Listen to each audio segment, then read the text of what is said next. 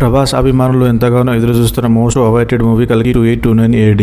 ఈ సినిమాలో హీరోయిన్ గా దీపికా పదుకొనే నటిస్తున్నారు. అమితాబ్ బచ్చన్ మరో ముఖ్యమైన పాత్రలో నటిస్తున్నారు. ఇక ఈ సినిమాలో విశ్వ నటుడు ఉలగ నాయకన్ కమల్ హాసన్ కూడా నటిస్తుండటంతో ఈ మూవీపై భారీ అంచనాలు ఏర్పడ్డాయి. ప్రభాస్ మరియు కమల్ హాసన్ బాండింగ్ పై ప్రేక్షకులు ఎంతో ఆసక్తిగా ఎదురు చూస్తున్నారు. గతేడాది ప్రభాస్ సలార్ సినిమాతో మళ్ళీ హిట్ రాగలోకి వచ్చారు. సలార్ సినిమాతో ప్రభాస్ బాక్సాఫీస్ పై దండయాత్ర చేశారు. ఈ సినిమా తర్వాత ప్రభాస్ సినిమా లైనప్ చూస్తే సంవత్సరానికి ఒక సినిమా ఖచ్చితంగా ఉండే విధంగా వచ్చే 6 సంవత్సరాలు ప్లాన్ చేస్తున్నారు. దీంతో ప్రభాస్ అభిమానులకు ప్రతి సంవత్సరం పండగని చెప్పవచ్చు. అయితే కల్కి మూవీ గురించి సోషల్ మీడియాలో ఒక వార్త చక్కలు కొడుతుంది. ఆ వార్త ఏంటో ఇప్పుడు మనం చూద్దాం. కల్కి సినిమా షూటింగ్ మొదలైనప్పటి నుంచి ఈ సినిమాకు లీకులు విడుదల ఎక్కువైంది. సినిమా యూనిట్ వాటిని ఖండించడం కూడా జరిగింది. చివరికి పోలీసులకి ఫిర్యాదు కూడా చేశారు. అయినా కూడా లీకులు మాత్రం ఆగడం లేదు. కల్కి సినిమా నుంచి వర్కింగ్ పోస్టర్ స్టిల్స్ ఇలా లీకులు అవుతున్నాయి. ఇప్పుడు ఏకంగా క్లైమాక్స్ స్టోరీ అంటూ సోషల్ మీడియా ఒక వార్త హల్చల్ చేస్తుంది. మన దేశంలో కేరళ రాష్ట్రంలో ఉన్న పద్మనాభ ఆలయం గురించి అందరికీ తెలిసిందే. ఇందులో మొత్తం 6 గదులు ఉన్నాయి. ఇప్పటి వరకు 5 గదులు తెరిచారు. అందులో ఉన్న సంపద లెక్క కడితే దాదాపు 5 లక్షల కోట్లు ఉన్నట్టు అంచనా. ఈ ఆలయాన్ని పెరియార్ వంశస్థులు కాపలాదారులో ఉన్నారు.